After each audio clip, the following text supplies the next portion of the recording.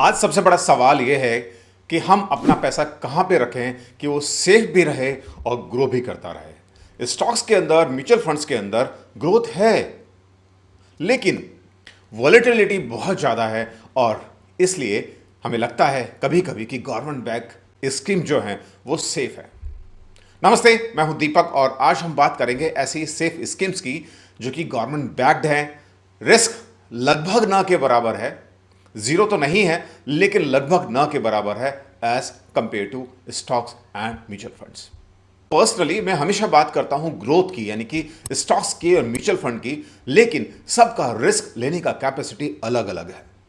हो सकता है किसी को एफडी लेने में सुकून मिलता है, किसी को स्टॉक्स लेने में सुकून मिलता है, तो इन्वेस्टमेंट वहीं करना चाहिए जहां पर इन्वेस्ट करके आप चैन की नींद सो सकें, चाहे कोई कुछ भी कहे। तो इसलिए किसी भी इन्वेस्टमेंट में पैसा निवेश करने से पहले अपना रिस्क एपेटाइट जानना समझना बहुत जरूरी है। चलिए आज हम शुरुआत करते हैं। आज हम बात करते हैं 5 ऐसी गवर्नमेंट बैक्ड स्कीम्स की। सबसे पहला senior citizen saving scheme SCSS। अब हम इसकी बात करते हैं। सबसे पहले जब भी लोग रिटायर होते हैं तो उनको एक क्या चीज़ चाहिए, उनकी रिक्वायरमेंट होती है कि उनके पास एक फिक्स्ड मंथली इनकम आती रहे और उसके लिए SCSS एक परफेक्ट फिट है। रेट ऑफ रिटर्न की बात करें तो 8.2% पर एनम इसमें रिटर्न मिलता है, जो कि सभी गवर्नमेंट स्कीम्स में सबसे ज़्यादा है। इसमें आपको पे आउट क्वार्टरली मिलता है, उससे आपको लगता है कि आपके पास एक फिक्स इनकम आ रही है, पेंशन की तरह कैश फ्लो आ रहा है। मिनिमम एलिजिबिलिटी है 60 ईयर्स ऑफ एज, या फिर यदि आपने VRS लिया है या आप डिफेंस सर्विसेज से रिटायर हुए हैं तो 55 ईयर्स की एज के बाद भी आप इस स्कीम को अवेल कर सकते हैं। मैक्सिमम इन्वेस्टमेंट लिमिट है इसके अंदर 30 लाख रुपए और टेन्योर है इसमें 5 साल का, जिसको आप 3 साल से एक्सटेंड भी कर सकते हैं। और हाँ, यदि प्री मेच्योर विड्रॉल लेते हैं तो आपको अवेलेबल होता है, यानी कि आप विड्रॉल कर सकते हैं अपने पैसे को थोड़ी सी पेनल्टी दे करके। अब मान लीजिए आपके पेरेंट्स ने 30 लाख रुपया इस सीनियर सिटीजन सेविंग स्कीम में डिपॉजिट किया, तो इनको इंटरेस्ट मिलता है 8.2%, यानी कि 30 लाख पर उनको मिलेंगे 2,46,000 रुपए। और लेकिन चूंकि वो क्वार्टरली पे आउट होता है तो क्वार्टरली आपको पैसा मिलता है 61,500 रुपीज़। इसको यदि हम पर मंथ के हिसाब से डिवाइड करते हैं तो लगभग आपको मिलते हैं 20-21 हज़ार रुपये। वो एक आपके पेंशन की तरह है। आपके जो खर्चे हैं, मेडिसिन हैं, डेली के या मंथली जो फिक्स एक्सपेंसेस हैं, वो उनको कवर आसानी से कर सकते हैं। आप मुझे बताइए, क्या आपने अपने पेरेंट्स के लिए SCSS लिया है? आपके पेरेंट्स ने या आपके ग्रैंड पेरेंट्स ने? यदि लिया है तो कमेंट करिएगा SCSS यस। नंबर 2 पे आती है सुकन्या समृद्धि योजना। यदि आपकी घर में बेटी है और आप उसको कोई गिफ्ट देना चाहते हैं तो सुकन्या समृद्धि योजना से बेटर कोई गिफ्ट नहीं है। इन स्कीम्स में से कुछ स्कीम्स की बात मैंने पहले किसी वीडियो में की है, लेकिन अब ये थोड़ा सा डिटेल्ड होगा, तो इसलिए आप इसको दोबारा भी देख सकते हैं, स्किप मत करिएगा। तो मैं बात कर रहा था सुकन्या समृद्धि योजना की। यदि हम इसके मेन हाईलाइट देखें तो इसमें आपको रेट ऑफ रिटर्न मिलता है 8.2% पर एनम, जो कि EEE एग्जम्प्ट की कैटेगरी में आता है। यानी कि जो पैसा आप डिपॉजिट करते हो इस स्कीम के अंडर, तो आपको ATC में 1.5 लाख रुपए तक का एग्जम्पशन मिलता है। उससे जो इंटरेस्ट अर्न होगा वो टैक्स फ्री है और मैच्योरिटी पर जो पैसा मिलने वाला है वो भी टैक्स से एग्जम्प्टेड है, टैक्स फ्री है। यानी कि पूरी तरह से टैक्स एग्जम्पशन आप अवेल कर सकते हैं। हाँ, ओल्ड टैक्स रिजम के अंदर ये पूरा लागू होगा, लेकिन न्यू टैक्स रिजम के अंदर जो इनिशियल एग्जम्पशन है इन्वेस्टमेंट वाला, वो आपको नहीं मिलेगा। मिनिमम अमाउंट आप डिपॉजिट करते हैं 250 रुपये साल में और मैक्सिमम अमाउंट आप डिपॉजिट कर सकते हैं 1.5 लाख रुपये साल का। आपको जो टेन्योर है, जिस समय तक पैसा जमा करना है, वो 15 साल है, लेकिन आपको मैच्योरिटी मिलेगी 21 साल के बाद या फिर 18 साल के बाद आप अपनी बिटिया की मैरिज करते हैं तो।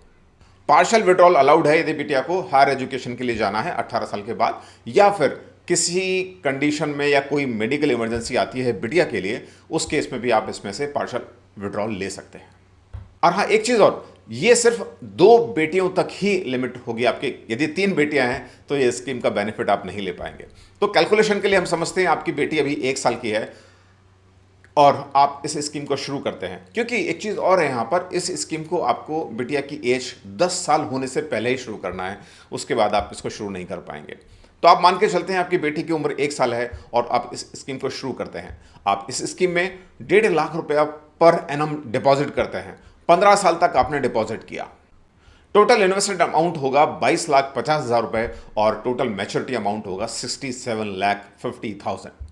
और ये जो 67 लाख रुपीज़ हैं, इससे आप बिटिया की हर एजुकेशन पूरी कर सकते हैं, उसके मैरिज के एक्सपेंस उठा सकते हैं और बाकी सारे खर्चे जो बिटिया से रिलेटेड है पूरे कवर हो जाएंगे इसके अंदर। सोचिए आप एक एफडी करते हो तो उसके अंदर 6-7% रिटर्न मिलेगा, लेकिन सबसे इंपॉर्टेंट बात यह है कि टैक्स एग्जम्पशन मिलेगा इसके अंदर सुकन्या समृद्धि योजना में पूरी तरह से। तो ये एक ज़्यादा अच्छा बेटर ऑप्शन है और आप लंबे समय के लिए भी इसमें इन्वेस्टमेंट कर पाएंगे। अगर आपने अपनी बिटिया के लिए सुकन्या समृद्धि योजना अकाउंट खोल रखा है तो मुझे कमेंट में लिखिएगा SSY यस। तीसरी स्कीम आती है PPF यानी कि पब्लिक प्रोविडेंट फंड। आपने सुना होगा डिसिप्लिन बिल्ड्स वेल्थ, यानी कि एक नियमित तरीके से इन्वेस्ट करने से ही वेल्थ क्रिएट होती है और PPF उसके लिए एक बहुत अच्छा टूल है। इसमें रेट ऑफ रिटर्न आपको मिलता है 7.1% पर एनम और टैक्स के हिसाब से इसकी कैटेगरी है EEE एग्जम्प्ट एग्जम्प्ट एग्जम्प्ट, यानी कि जब आप इन्वेस्ट करते हो तब भी आपको एग्जम्पशन मिलता है ATC में। जो पैसा यानी कि जो इंटरेस्ट आपको मिलेगा वो एग्जम्प्टेड है, मैच्योरिटी पर जो अमाउंट मिलेगा वो भी एग्जम्प्टेड है। न्यू टैक्स रिजिम के अंदर जो इनिशियल इन्वेस्टमेंट आप करोगे ATC वाला वो नहीं मिलेगा, लेकिन इंटरेस्ट और मैच्योरिटी वो टैक्स फ्री रहेगी। मिनिमम टेन्योर है 15 साल का, जिसको आप 5-5 साल के ब्लॉक में एक्सटेंड कर सकते हो और यदि आपको ज़रूरत है कभी तो आप 3 साल के बाद इससे एडवांस भी ले सकते हो और 6 साल के बाद कुछ कंडीशंस में पार्शियल विड्रॉल भी ले सकते हो। ये मेरा पर्सनली कहूं मेरा एक्सपीरियंस तो ये मेरा पहला गवर्नमेंट बैक्ड स्कीम का इन्वेस्टमेंट था। होता यूं है कि 2000 के अंदर जो मेरा डिपार्टमेंट था, डिपार्टमेंट ऑफ टेलीकॉम, वो बन जाता है BSNL भारत संचार निगम लिमिटेड और हमारी सैलरीज हाइक होती हैं और हमको एक अच्छा खासा अमाउंट का अरियर मिलता है। तो मेरे बॉस ने मुझे एक सलाह दी, अब मतलब उसने एक ही अच्छी सलाह दी थी, बाकी कुछ चीज़ों को मैं छोड़ देता हूँ। उन्होंने कहा कि इसका PPF में अकाउंट खुलवा लो और जो पैसा आया है उससे आपको टैक्स में एग्जम्पशन भी मिल जाएगा और लॉन्ग टर्म के लिए सेविंग हो जाएगी। और 2000 में जो मैंने वो सेविंग शुरू किया और वो चला मेरे साथ 23 साल तक, यानी कि मैंने 15 साल लेवल किया, 5 साल का ब्लॉक एक्सटेंड किया, उसके बाद एक एक्सटेंशन मैंने और लिया था और वो मेरे लिए एक बहुत अच्छा स्लो लेकिन स्टडी वेल्थ बनाने का टूल साबित हुआ। अब यहां पे अपन कैलकुलेशन देखते हैं कि आप 25 साल की एज में PPF शुरू करते हो और 1.5 लाख रुपए पर एनम आप इसमें डिपॉजिट करते हो। अब आपने टोटल 15 साल के लिए इसमें इन्वेस्टमेंट किया, आपका इन्वेस्टेड अमाउंट हुआ 22,50,000 रुपए और 7.1% की रेट जो कि अभी चल रही है उसके हिसाब से आपका जो अमाउंट बनेगा वो लगभग बनेगा 41 lakhs 42 lakhs। अब PPF में खास क्या है, NSE FD भी कर सकते हो क्योंकि इसके अंदर आपको रेट थोड़ा सा कम लग सकता है उनसे, लेकिन इसका जो टैक्स स्ट्रक्चर है और प्लस जो स्टडी डिसिप्लिन तरीके से इन्वेस्टमेंट का जो तरीका है ये इसको बाकी दूसरे इंस्ट्रूमेंट से बेटर बनाता है। PPF को आप एक मैराथन दौड़ की तरह समझ सकते हैं जिसके अंदर आप डिसिप्लिन तरीके से धीरे धीरे अपने पैसे को बिल्ड करते हैं एक लंबे समय तक। तो यदि आपके पास PPF अकाउंट है तो आप मुझे ज़रूर कमेंट करके बताइएगा। और हाँ, PPF अकाउंट को आप नेशनलाइज बैंक में भी ओपन कर सकते हैं और पोस्ट ऑफिस के अंदर भी ओपन कर सकते हैं। फोर्थ स्कीम है नेशनल सेविंग सर्टिफिकेट। यदि आपका कोई शॉर्ट टर्म गोल है तो ये एक सुटेबल ऑप्शन आपके लिए हो सकता है। शॉर्ट टू मीडियम टर्म यानी कि 5 साल जिसमें आपको कार लेनी है या नए घर की डाउन पेमेंट इकट्ठी करनी है, इस तरह के short to medium term goal के लिए आप इसको यूज़ कर सकते हैं क्योंकि इसके अंदर टेन्योर होता है 5 साल का। 7.7 आपको इंटरेस्ट मिलता है, कंपाउंडेड एनुअली होता है बट मिलता आपको मैच्योरिटी के टाइम पर है।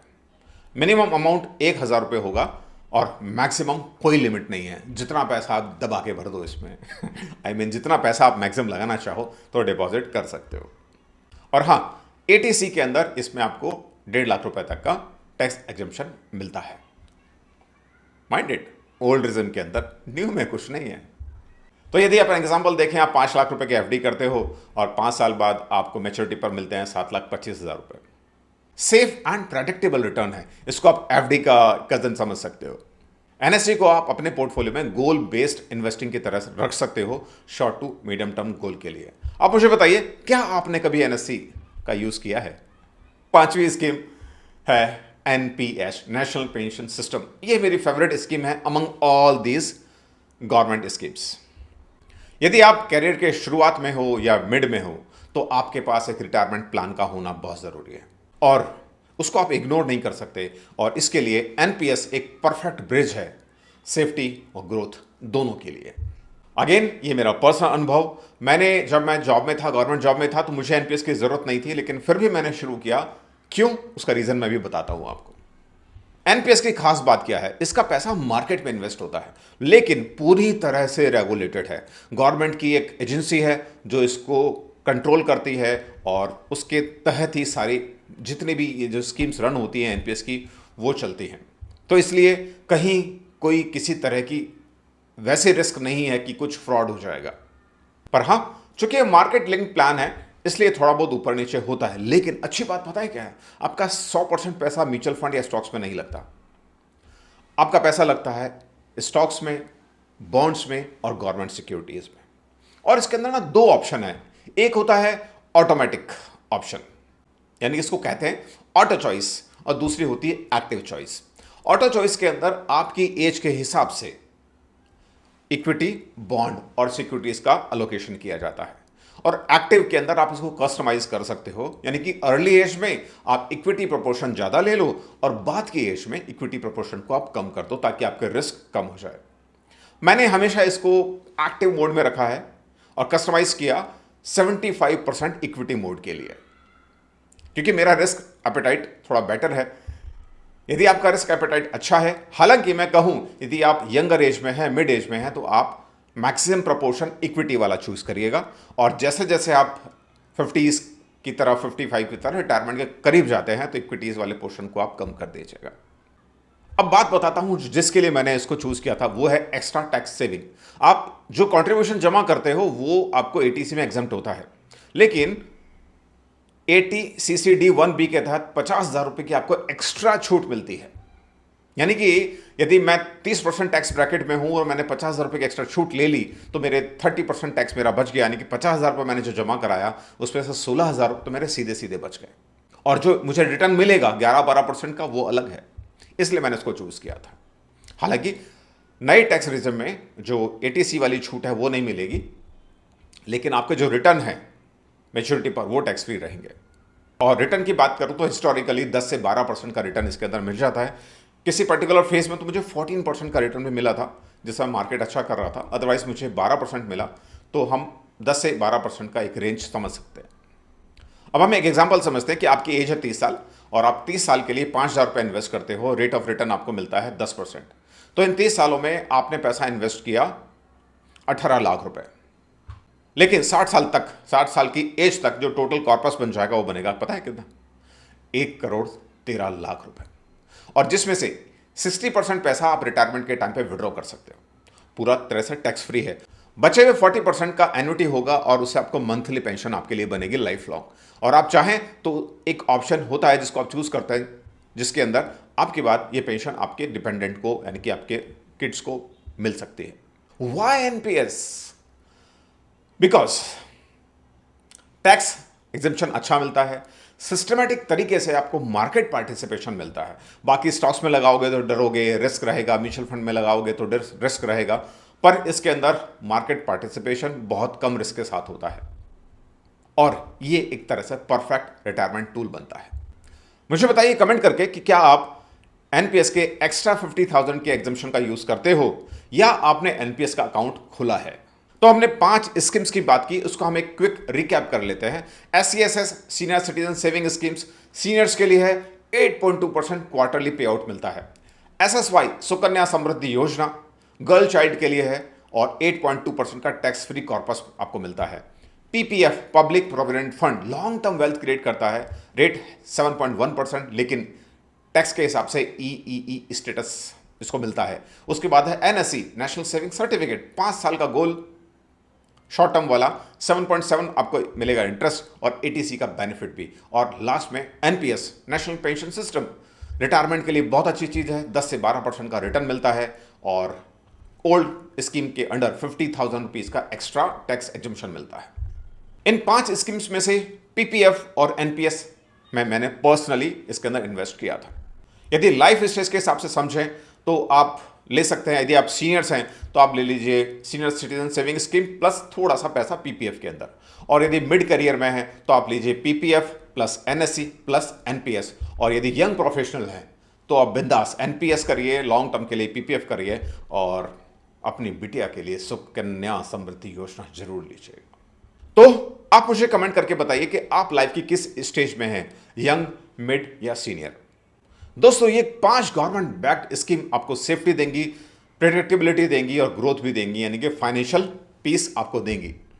तो नेक्स्ट स्टेप आपके लिए यह है कि आप अपना गोल डिसाइड करो, short term, long term retirement, और उसके अकॉर्डिंग आप इन स्कीम्स में से चूज कर सकते हो।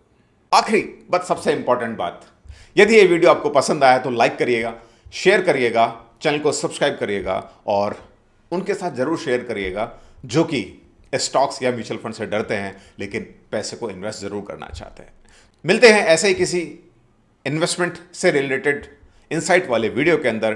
टिल देन आप सुरक्षित रहें, निवेशित रहें। निवेशित भारत, समृद्ध भारत। जय हिंद, जय भारत।